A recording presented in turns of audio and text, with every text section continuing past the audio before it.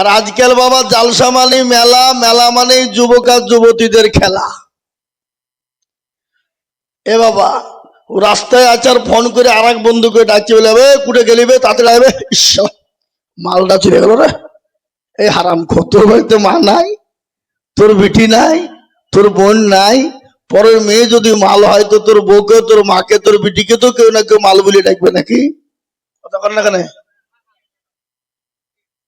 সুতরাং আমি বলবো, আপনারা জ্ঞানী গুণীমানী সম্মানী ব্যক্তি, এই মজলিসে যাতে বিবরগতি না হয়ে যায় সেই দিকে লক্ষ্য রাখার দায়িত্ব এবং কর্তব্য হলো আমাদের। বিশেষ করে যুবক ছেলেগুলা, এরাই কিন্তু গোলমাল বেশি পাকাছে বাজারে। ওরা এদিকে এক পাকে দেখবার মারছে, সিগারেটে টানাবো, ভলেন্টিয়ারে কার্ড লাগিয়ে দিয়েছে। সকলে বসে যায়, চলে আসে ইনশাল্লাহ। এত বড় প্যান্ডেল করেছেন, আর লোক তো মিলাদের সমান হয়েছে। বেলডাঙ্গা এলাকায় আইজুল হক মিলাদ করতে আসলে মিলাদে আর ডবল লোক হয়। কি গো মুফতি সাহেব? এই যে কাটা কি বলে এদিকে গ্রাম খিদিরপুর, তারপরে ওদিকে মহলা, তাই না? তারপরে ওদিকে সল্লাপাড়াতে গেলে একবারে চল্লদেবপুর, রতনপুর, পুলিন্দা ইত্যাদি। আলহামদুলিল্লাহ কাফা ওয়া সালামুন আলা ইবাদিহিল্লাযীনা ইসতাফা।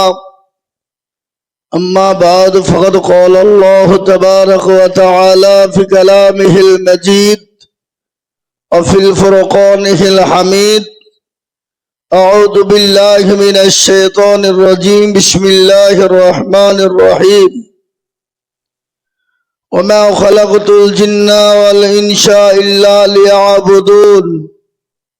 وقال عز وجل في موضع آخر: ولا تهنوا ولا تهزنوا وأنتم الأعلون إن كنتم مؤمنين. وقال النبي صلى الله عليه وسلم: والله والله والله لا يؤمن أحدكم حتى أكون أحب إليه من والده ووالده والناس أجمعين. متفق عليه. وقال النبي صلى الله عليه وسلم: من رغب عن سنتي فليس مني، أو كما قال عليه الصلاة والتسليم. আলহামদুলিল্লাহ, আজকের এই জলসার নির্ধারিত, নির্বাচিত, মানিনীত, সম্মানিত যোগ্যতম সভাপতি সাহেব, জালসার সভাপতি মুফতি সাহেব, কিন্তু জালসাতে মুফতি সাহেবের নাম কিন্তু হ্যান্ডবিলে ভুল দিয়েছে। কি বললে? ওনার নাম হলো মুফতি মশিহুর রহমান, কিন্তু দিয়েছে মতিউর রহমান, ভুল। আবার আমাদের আজকের প্রধান বক্তা শাইখুল হাদিস আজাদুর রহমান সাহেব, ওটা হচ্ছে পান্ডুয়া দিয়েছে কি গো, পশুয়ারা। কম্পিউটাররা ভুল করেছে। কিন্তু আলহামদুলিল্লাহ একটা কথা আজকে বলে দিই, জালসায় সভাপতি কাদেরকে করতে হয় বলেন দেখিনি? আলেম ওলামা। আজকে ঢির মাঠের লোক এটা ভালো করেছে, খুব ভালো জিনিস। জালসায় সভাপতি করতে হয় তাদেরকে যারা আলেম ওলামা, জ্ঞানী গুণী, বুদ্ধিজীবী। কিন্তু আমাদের দেশে কাদেরকে আজকাল সভাপতি করে বলেন? যার মাল আছে। মাল বুঝেন তো? মানি কিন্তু মাল মদখোর, গেঁজাখোর, চুল্লুখোর, হিরোইনখোর, সুদখোর, তারপরে জেনাখোর, ব্যভিচার সব আর ভেতর আছে, আছে না নাই? কিন্তু ওকে সভাপতি বানিয়েছে, কেন? মাল আছে। আর এখন পৃথিবীর ভিতরে সব থেকে গণ্য মান্য জঘন্য তঘন্য ব্যক্তি তারা যাদের মাল আছে, তারা যেমন তাই হোক, টাকা থাকলেই হইল।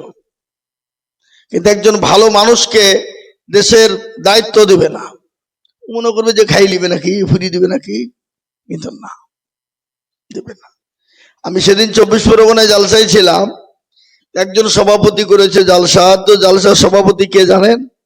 এইসব মাল বসে আছে, মূর্খ, নাদান, কিছু জানে না।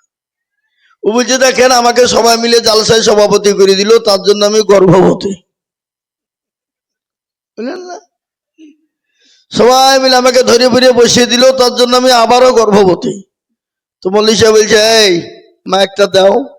আমরা জানি মা বোনেরা বিয়ে হইলে বছরে একবার গর্ভবতী হয়, আর তুমি 2 মিনিটের মধ্যে গর্ভবতী হইলে কি করি? বুঝলেন না? তো আজকের এই সভার সম্মানিত সভাপতি সাহেব, মুআজ্জাজ উলামায়ে কেরাম,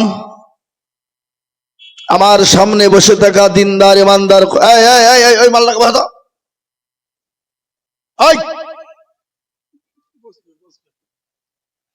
এখানে আজ তোমাদেরকে এখানে মুতাবো, উঠো তো, কি উঠছো? আর তোমাদের বাহিনী করবো আমি, থামো, আমি শুরু করিনি, কেবল করছি। আজকের আমার সামনে বসে থাকা জ্ঞানী গুণী মানি সম্মানী বাবা জীবন ভাই, পদ্মার আড়ালের পদ্মার নাসিনা আমার গল্প করা মায়েরা বোনেরা, মা বোনেরা গল্প বেশি করে, জালসা কম শোনে, ঠিক না ঠিক? কিন্তু আজকে এখানে শুনছে গল্প করছে না মনে হচ্ছে, মানে দূরে আছে নাকি, তার লাগি শোনাচ্ছে না। এ মজলিস বড় দামি মজলিস বাবা। আল্লাহ রাব্বুল আলামিন আজকে আপনাকে আমাকে বড় ভালোবেসে রহম করম করে দিনী মজলিসে মজমাতে বসার আসার তৌফিক এনায়াত করেছেন। সেই মহান স্রষ্টার দরবারে শুকরিয়া আদায় করে মহব্বতের সাথে অন্তরের অন্তরাল দিয়ে বলি আলহামদুলিল্লাহ। এত জোরে বলা যাবে না বাবা? কেউ যদি একবার অন্তর দিয়ে বলে দেয় তো তার আমল নামাতে 1000 নেকি লেখা হয়, আর 1000 গুনাহকে মাফ করা হয় না। আপনাদের ডিহির মাঠের লোকের কোনো গুনাহ নাই নাকি? পাশে বড় মাদ্রাসা সরকারি, তার লাগি এ বাবা, প্রতিটি মানুষের গুনাহ আছে, কিন্তু কারো কম কারো বেশি, কিন্তু সেই গুনাহকে ক্ষমা করবেন কে? একটু বলুন দেখিনি। আল্লাহ। তো সে আল্লাহর দরবারে শুকরিয়া যাপন আদায় করে মহব্বত দিয়ে বলি আলহামদুলিল্লাহ। তারপরে পরে বিশ্ব নবী, দয়ার নবী, মায়ার নবী, রহমতের নবী, নবীদের নবী, নবী কুলের শিরোমণি মা আমিনার লাল মরুর দোলাল তাজদার মদিনা সিদ্দিকুল কাউনাইন শাফিউল মুযনাবিন রাহমাতাল লিল আলামিন নবী কাউসার নবী মাসার নবী কিবরিয়া জনাবে মুহাম্মদুর রাসূলুল্লাহ সাল্লাল্লাহু তাআলা আলাইহি ওয়াসাল্লামের উপরে দরুদ ও শান্তির ধারা বর্ষিত হোক, আল্লাহুম্মা আমিন। আর একটু জোরে বলি আল্লাহুম্মা আমিন। এই মজলিস বড় দামি মজলিস বাবা, প্যারা রাসূলুল্লাহর ঘোষণা, এই মজলিসে যারা আসবে বসবে আল্লাহ তাদের পেছনের গুনাহ খাতাগুলাকে ক্ষমা করে দিবে। হ্যাঁ, আলহামদুলিল্লাহ, সুবহানাল্লাহ। মানে কোন জায়গায় কি বলতে হয় এটাও আমরা জানি না বাপ। এক জায়গাতে মানুষ বলেছে, দেখতে গিয়ে যে বলছে সাল্লাল্লাহু আলাইহি ওয়াসাল্লাম, লাই হারামখোর, ওখানে সাল্লাল্লাহু আলাইহি ওয়াসাল্লাম বলবি, ওখানে ইন্না লিল্লাহি পড়, বুঝলেন না? তনহমা দাগে দাগে সুদ বম্বা গোজা গোজা নে হাম, সারা অঙ্গে ব্যথা, কোথায় ওষুধ লাগাবো খুঁজে পেছি না আমরা। মনে যদি পছন্দ ধরে খুঁজে কিরে পাওয়া যায়, আর মলম লাগাবো কোন জায়গায়? এ বাবা, আল্লাহ এত বড় দয়াবান, তিনি আরহাম আর রহিমিন, তিনি তিনার বান্দাকে এতটাই ভালোবাসেন। কতটা? মা তার সন্তানকে যত না ভালোবাসেন, তার 1,00,000 কোটি গুণ ভালোবাসেন কে? এত জোরে বলুন আল্লাহ। অথচ আজকে মুসলমান আল্লাহ চিনে না, রসুল চিনে না, মসজিদ চিনে না, মাদ্রাসা চিনে না, মাকতাব চিনে না, মাকাতিব চিনে না, খানকা চিনে না, কি ঠিক না বেরিয়ে জোরে বলুন? চিনে না। আর এই না চেনার কারণেই আজকে মুসলমানদের দুর্দিন না সুদিন? একটু জোরে কন, বড় দুর্দিন। বলে হুজুর মুসলমানদের দুর্দিন কেন? আজকে মুসলমানদের এতটাই ভয়ানক, এতটাই দুর্দিন, যা বিগত মুসলমানদের এত বড় ভয়ানক দুর্দিন ছিল না। যদি বলেন কি দুর্দিন? আজকে ভারতবর্ষের ছেলে একটু বসে শোনা, খবরদার উঠবে না। ভারতবর্ষের জমিনে কখনো মুসলমানদেরকে সিএ এনআরসি এমপিআর করে ডিটেনশন ক্যাম্পে ভরে দিতে চায়, আবার কখনো মসজিদ, মাদ্রাসা, মার্কাজ, খানকা, কবরস্থান, ঈদগাহ, গোরস্থান ইত্যাদি কেড়ে নিয়ে মুসলমানদেরকে সর্বহারা করে দিতে চায়। চাই না, চাই না? কথা বলেন। আবার কখনো হুমকি দিয়ে না, কি বলে, SI, আর আপনাদের দিকে হয় নাই নাকি,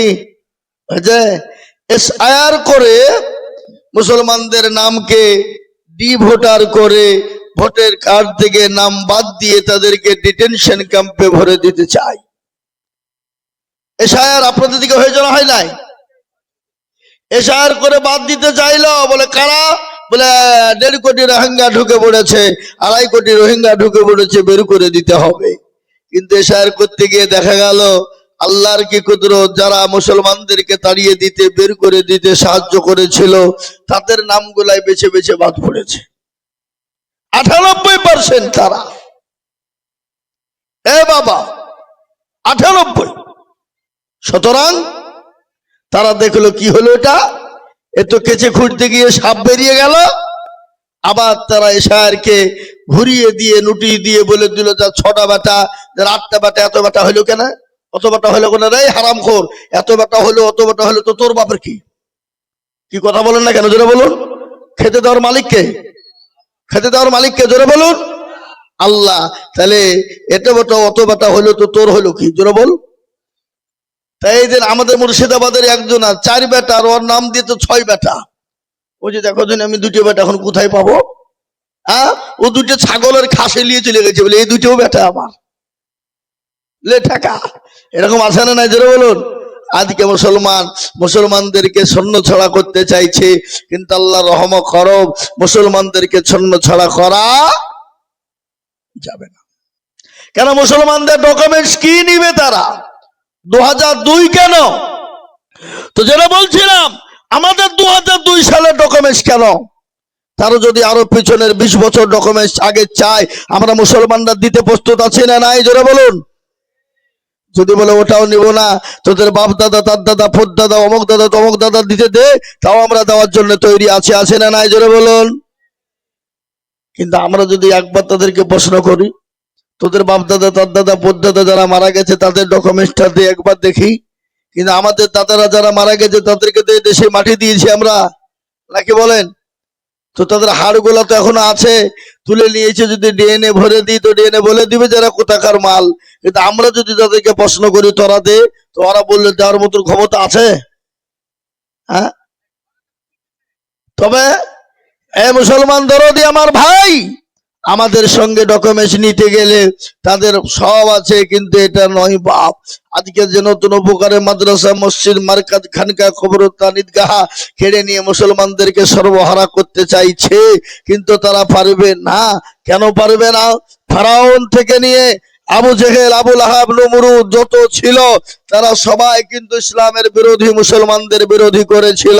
তারা যখন পারে নাই, এই যুগের বেঈমানরাও তারা ইনশাআল্লাহ পারবে না। একটু চিলিয়ে বলুন ইনশাআল্লাহ, একটু জোরে বলুন না ইনশাআল্লাহ। এ মুসলমান কত রকম কায়দা কৌশল করে, কিন্তু আজকে আমাদের মুসলমানদের দোষ আছে, আছে না নাই? যদি বলে মুসলমানদের কি দোষ, আজকে বলুন তো, মুসলমান নামাজ পড়ে না। আল্লাহ কোরআনে বলেছেন, ওয়ামা খালাকতুল জিন্না ওয়াল ইনসা ইল্লা লিয়াবুদুন।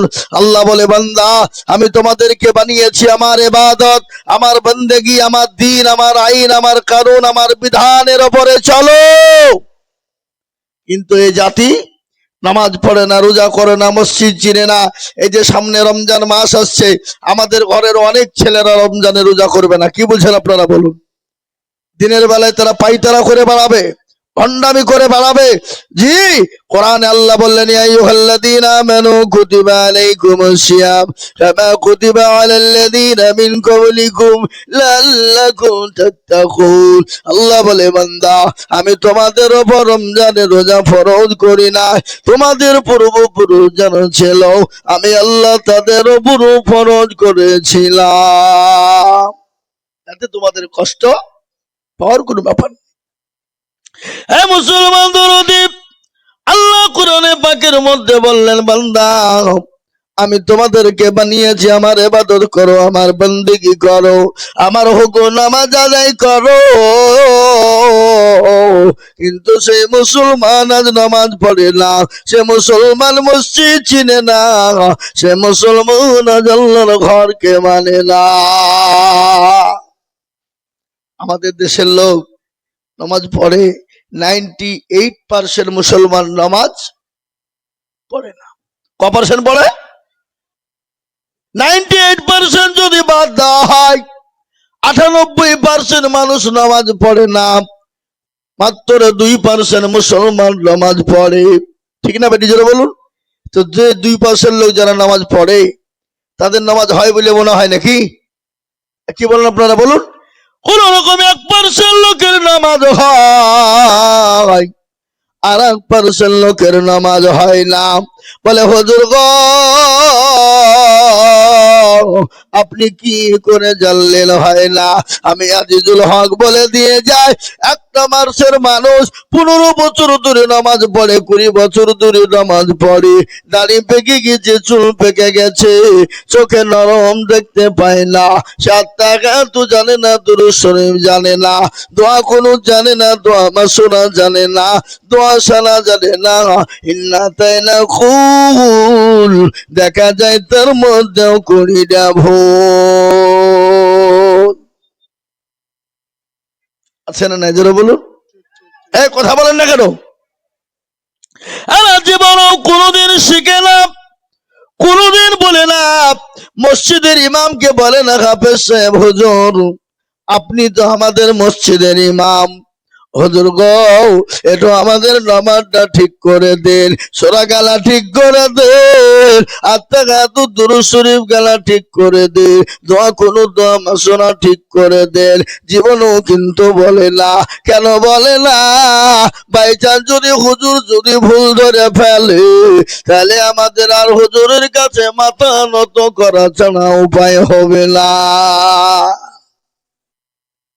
মাথা তুলে কথা বলা যাবে না। আর আমাদের সমাজ নামাজ তো পড়ি না, যে কটা মানুষ নামাজ আমরা পড়ি, সেই কটা মানুষ সালাম হতে দেরি, সঙ্গে সঙ্গে বেরিয়ে সারগাছির বাজারে চায়ের দোকানে গিয়ে কেল্লা গেবাল পরচর্চা পরনিন্দা নিয়ে ব্যস্ত। ঠিক না বেশি জোরে বলুন? নামাজ পড়ে না। আর আমাদের দেশের অধিকাংশ মসজিদের সেক্রেটারি, সভাপতি, ক্যাশিয়ার কারা? মসজিদের দরজা চিনে না যারা। সপ্তাহে একদিন নামাজ পড়তে যায়, কোটের পয়সা গেলা ভরি নিয়ে সোজা একবারে বাড়ি চলে যায়। আবার এমন সেক্রেটারি আছে মসজিদের টাকা দিয়ে লটারি কাটে। লটারি বুঝেন না? লটারি বুঝেন না? আপনার দিকে লটারি আসে না নাই? লটারি কাটে, লটারি কেটে বাবা মসজিদের সে আবার সেক্রেটারি, লটারি কেটে টেরে গুঞ্জেছে টেরে। শুক্রবারের দিন ইমামের পিছনে নামাজে দাঁড়িয়েছে, উঠতে গিয়ে লুঙ্গি খুলে পড়ে গেছে, লটারিও পড়ে গেছে। ও লটারি লুঙ্গি তোলা বাদ দিয়ে লটারি তুলছে, বলে ইজ্জত চলে যায়, যা কিন্তু বেইজ্জতি হওয়া যাবে।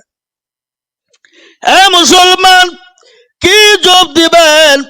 আজকে মুসলমান দরদি আল্লাহ। ভাই একটু মাইকে সাউন্ডটা আপনি ঠিক করেন, আমার খুব কষ্ট হচ্ছে, সাউন্ডটা একটু ঠিক করেন। এত কষ্ট হচ্ছে যে আপনাকে বুঝে বুঝতে পারবো না আমি, মানে গলাকে টেনে নিচে পুরো।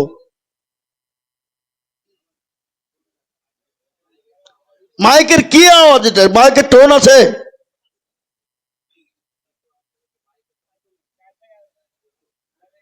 শুনেন, আমি আপনাকে খারাপ ভাবছি না, খারাপ বলছি না, আমরা তো জালসা করাই লোক।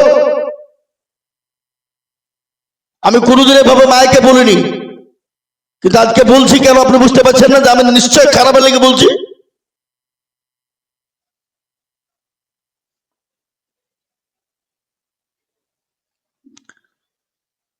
জি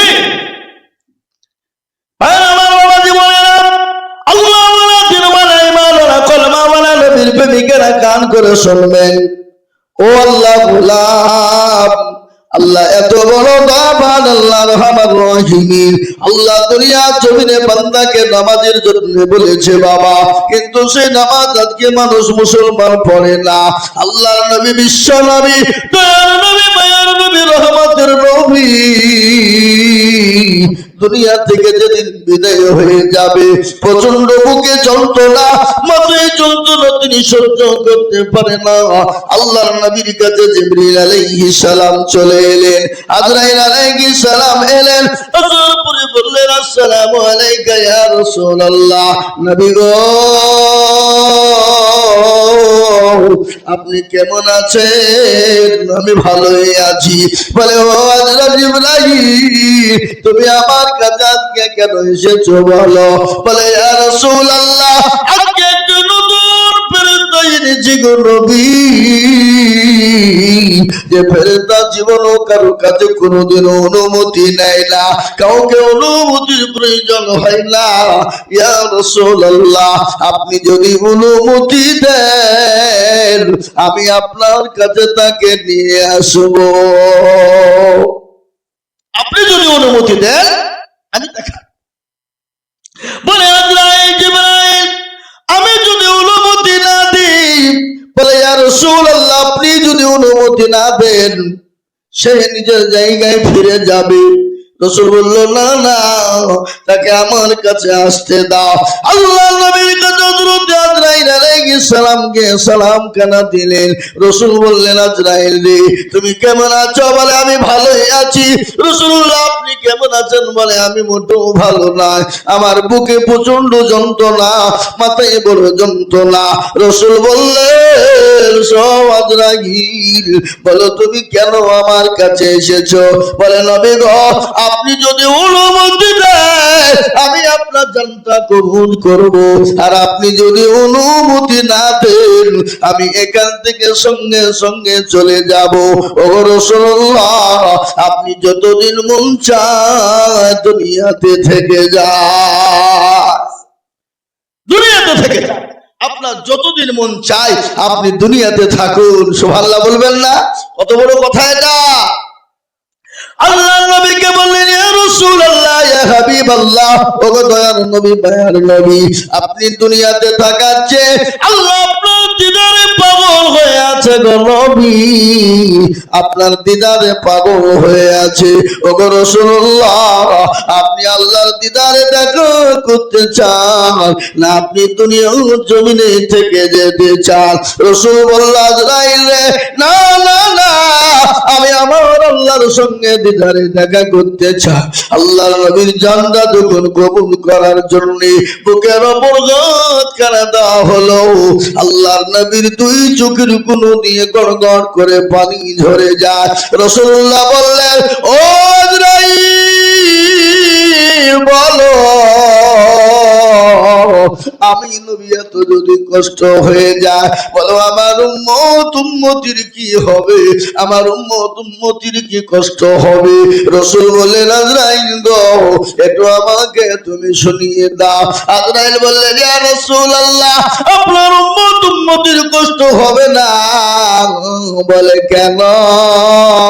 বলে, নবী গো, ছোট বাচ্চাগুলা যেমন মায়ের কোলে বসে জীবন স্তনের দুধ খেতে খেতে খেতে খেতে যেমন ঘুমিয়ে যায়, ওগো রাসূলুল্লাহ, আপনার উম্মতি যারা হবে, যারা দিনদার ইমানদার কলমাওয়ালা নামাজি হবে, মসজিদ মুখী দিনমুখী হবে, নবী গো, তাদের জানটা এমন করে কবুল করা হবে যেমন পিঁপড়ে কামড়ালে কোনো যন্ত্রণা হয় না, ওরকম তার টের কিন্তু পাবে না। ইয়া রাসূলুল্লাহ, আপনার উম্মতির কষ্ট, আপনার উম্মতির কোন রকম কষ্ট হবে না। নবী গো, যদি আপনার উম্মতি নামাজি হয়ে যায়, আজ আমি আপনাদেরকে বলবো, মুসলমানেরা, আজকে মুসলমান নামাজ পড়ে না, আল্লাহ চিনে না, কোরআন চিনে না, আর এই জন্য আজকে মুসলমানদের বড় দুর্দিন নেমে এসেছে। এই জন্য আজকে মুসলমানদের বড় দুঃখ। আজকে গোটা পৃথিবীতে যে ইসলাম তো বলা, কোরআন তো বলা, মুসলমান তো বলা, মসজিদ তো বলা, মাদ্রাসা তো বলা, মক্কা মাকাতিব তো বলা, ও আল্লাহ ওয়ালা তারা তো পারবেই না। কিন্তু আজকে মুসলমানদের দোষের জন্য ঘটনা। এ আল্লাহ ওয়ালা বিশ্ব নবী মুহাম্মদুর রাসূলুল্লাহ সাল্লাল্লাহু আলাইহি ওয়াসাল্লামকে আবু জাহল বলেছিল, মুহাম্মদ তোমার বংশ নির্বংশ করে দিব, তোমার নাম মিটিয়ে দিব। আল্লাহ রাব্বুল আলামিনের দরবারে নবী পড়ে গেলেন, বলে নবী আল্লাহ তুমি যদি চাও তোমার দিন বেঁচে থাকবে, তুমি যদি চাও তোমার রাসূল বেঁচে থাকবে, তুমি যদি চাও তোমার দিন বেঁচে থাকবে, ও আল্লাহ তুমি সাহায্য করনে ওয়ালা। আল্লাহ বলেন নবী গো আপনি কোন রকম টেনশন করবেন না, ও রাসূলুল্লাহ আপনি কোনো টেনশন করবেন না। যারা আপনাকে মিটিয়ে দিতে চায়, যারা আপনাদেরকে মিটিয়ে দিতে চায়, রাসূলগো যারা আপনাকে মিটিয়ে দিতে চায়, আমি আল্লাহ তাদেরকে মিটিয়ে দেব। এ বাবা আচ্ছা বলেন তো, আজকে সেই আবু জেহেল তার কোনো অস্তিত্ব আছে? কথা বলেন অস্তিত্ব আছে? কোনো অস্তিত্ব নাই। আজকে পৃথিবীর জমিনে বহু জাতি আছে, বহু ধর্ম আছে, কিন্তু কোন ধর্মের ছেলে, কোন জাতির ছেলে আবু জেহেল নাম রাখে না রাখে? শুনেছেন আপনারা কোনোদিন? হ্যাঁ এ বাবা আমাদের দেশে কিছু লোক আছে, নামাজ নাই, রোজা নাই, কুল নাই, কলমা নাই, উত্তর দক্ষিণ কিছু নাই। যদি আপনি বলেন যে তুই তো পাকা আবু জেহেল রে, তো আপনার ঠুটকি ফাটিয়ে দিবে না দিবে না? এই কথা বলেন দিবে না দিবে না? তোমাকে আবু জেহেল বললি কেন? আবু জেহেল বললি কেন? কিন্তু জানে আবু জেহেল বড় হারামি লোক। সমস্ত ধর্মের মানুষ তারা জানে আবু জেহেলের মতো হারাম করে পৃথিবীর জমিনে কেউ ছিল না।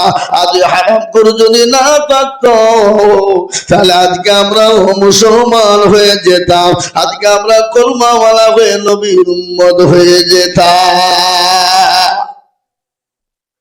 হ্যাঁ মুসলমান, যুগ যুগ ধরে ইসলামের দুশ্মন চলে আছে, ইসলামকে আপনার শেষ করতে পারেনি, পারবে না, কিয়ামত পর্যন্ত পারবে না।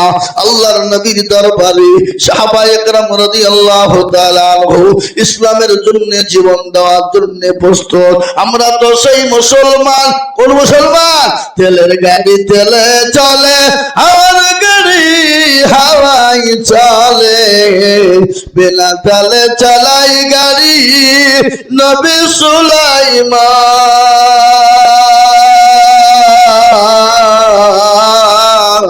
আমরা তো সে মুসলমান, আমরা তো সে মুসলমান, আমরা তো সে মুসলমান। বিশ্ব নবী, দয়া নবী, রহমতের নবী, মায়ার নবী একদিন ডাক দিয়ে বললেন, সাহাবারা আজকে তোমাদের কাছে নবী থাকবে না, আজকে তোমাদের কাছে রাসূল থাকবে না, আজকে তোমাদের কাছে ইসলাম থাকবে না। সমস্ত সাহাবারা একে একে একে একে জমা হয়ে গেলেন। আল্লাহ নবীর একজন সাহাবা যার নাম হলো হযরত হানজালা। কি নাম জোরে বলুন? কেমন নবীর প্রেমিক, দ্বীনের প্রেমিক, ইসলামের প্রেমিক হযরত হানজালা রাদিয়াল্লাহু তাআলা আনহা নতুন বিবাহ করেছে, বাসর ঘর ফুল সজ্জার রাত। এ মুসলমান গো, নতুন বিবাহ করে বাসর ঘরে বিবিকে ফেলে দিয়ে সঙ্গে সঙ্গে অলঙ্গ তরবারি নিয়ে তিনি চড়তে শুরু করে দিয়েছেন। এদিকে মুসলমান আল্লাহু আকবার, তার বিবি পেছন থেকে টান দিয়ে বলে, ইয়া রাসূল, আমার স্বামী, স্বামী গো আপনি যান, আপনাকে বাধা দেব না, কিন্তু স্বামী গো আপনার উপর গোসল টুকন ফরজ হয়ে গেছে, একটু দয়া করে মেহেরবানি করে আপনি গোসল গোসলটুকু একটু সেরে যাবেন গো নবী স্বামী। বিবি বলেন স্বামী বলে বিবি রে আমি কার জন্য গোসল করব বলো, যে রাসূল দুনিয়া জমিনে থাকবে না, ইসলাম থাকবে না, আমি কার জন্য গোসল করব বিবি তুমি বলো। বিবি ডাক দিয়ে বলছেন স্বামী আমি আপনাকে বাধা দেওয়ার মতো আমার ক্ষমতা না। হযরত হানজালার বিবি ছেড়ে দিল উলঙ্গা তরবারি নিয়ে চাঁদের বাইরে তিনি চলে গেলেন। কাফের বেঈমানদেরকে জাহান্নামের টিকিট ধরিয়ে দিলেন। বিবির মায়া না, জীবনের কোনো মায়া না, জীবনের কোনো পরোয়া না। ইসলামের জন্য, দিনের জন্য, কোরআনের জন্য, নবীর জন্য জিহাদের ময়দানে জমা হয়ে গেলেন। জিহাদ শুরু হয়ে গেল। কাফের বেঈমান তাদেরকে জাহান্নামের টিকিট কেনা ধরিয়ে দিলেন। ধরে দেওয়ার পর তিনি নিজেও শহীদ হয়ে গেলেন। চিন্তা কর, বিবির মায়া নাই, নিজের জীবনের পরোয়া নাই। নতুন বিবাহ করেছে, বাসর ঘর ফুল সজ্জার রাত। এখন যদি আমাদেরকে এই সময় জিহাদের সময় ডাকা হয়, জিহাদের জন্য ডাকা হয়, বলে কাজ নাই নতুন বিয়ে করি আমি ফেলিয়ে দিয়ে জিহাদে যাবো, বলবে না জোরে বলুন। এই কথা বলেন না কেন আপনারা?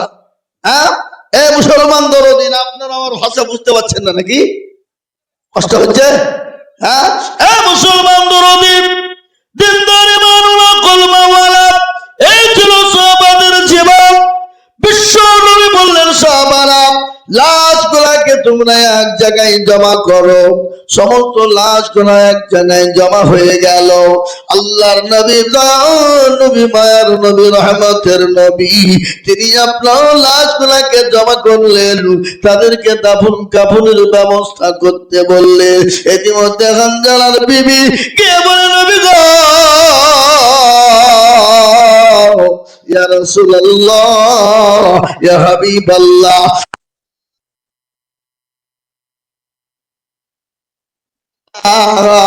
তাদের কোনো গোসল করানো হয় না। নবী গো আমার স্বামী হানজালাকে একটু দয়া করে মেহেরবানি করে গোসলটা দিয়ে দেবে। নবী আমার বললেন হানজালার লোকটা কোথায় খুঁজে পাওয়া যায়? চতুর্দিকে খুঁজে যখন পাওয়া গেল না, আকাশের দিকে রাসূলুল্লাহ তাকিয়ে দেখলেন টোপে টোপে টোপে টোপে পানি নিচের দিকে পড়ে যায়। রাসূলুল্লাহ বললেন ও সাহাবারা আমার হানজালার লাশ সামনে পেয়ে গেছি। সাহাবারা তোমরা কোনো টেনশন করো না, কিন্তু তোমরা জানো নি আমার হানজালার জীবনের মূল্য নাই, জীবনের কোনো মায়া নাই। ভাই আল্লাহওয়ালা দিনওয়ালা ইমানওয়ালা আল্লাহর প্যারা বান্দা, নবীর প্রেমিক কাকে বলে, নবীর ভালোবাসা কাকে বলে, মুহাব্বত কাকে বলে? ইসলামের জন্য সাহাবারা তাদের নিজের জীবনটাও পর্যন্ত দেওয়ার জন্য প্রস্তুত হয়ে যায়। যারা জীবনের জন্য নিজের বিবিকে মায়া করেনি, নিজের জীবনের মায়া করে নাই ইসলামের জন্য। আর আমরা মুসলমান দরদি আল্লাহওয়ালা দিনওয়ালা ইমানওয়ালা, নবীর প্রেমিক কাকে বলে, মুহাব্বত কাকে বলে, ভালোবাসা কাকে বলে? আর আজকে আমাদের সমাজ, আমাদের দেশ এখনো অনেক আছে যারা নবী চিনে না, নবীর নাম জানে না। এরকম লোক আছে না নাই? জোরে কর না, আছে না নাই? আছে। এ আমার দরদি আমার ভাই আল্লাহওয়ালা দিনওয়ালা ইমানওয়ালা কলমাওয়ালা, একটু দুরূদ শরীফ হালকা করে পড়ে দুরূদ ইব্রাহিম আল্লাহুম্মা সাল্লি আলা